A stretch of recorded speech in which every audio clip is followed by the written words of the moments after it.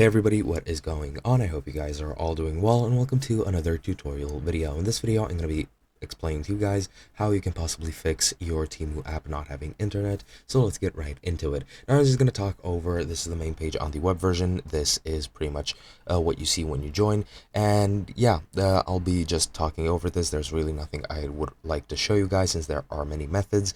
But yeah, some of the methods include making sure that your internet connection is safe and stable. So if you're having problems with your internet, you can check if your connection is stable. You can go to an online speed test and check the speed of your internet. If your internet is not that fast, then possibly the bandwidth might not be enough to support the Temu app as well as any other processes that are going on.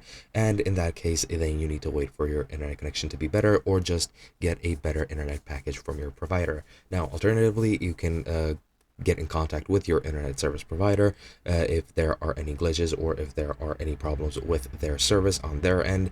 You can very easily just contact them and verify if there are any problems going on and wait for them to fix them. Now, you can also go ahead and check your connectivity issues on your PC or on your phone. If you're not connecting to the internet well, you might be able to use any built-in tools that your device or operating system might have to check if your connection is fixable and then troubleshoot any problems you might have.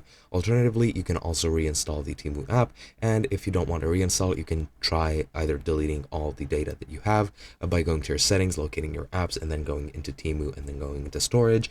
You can just modify the storage settings, you can delete the data, or you can clear your phone cache or your Temu app cache.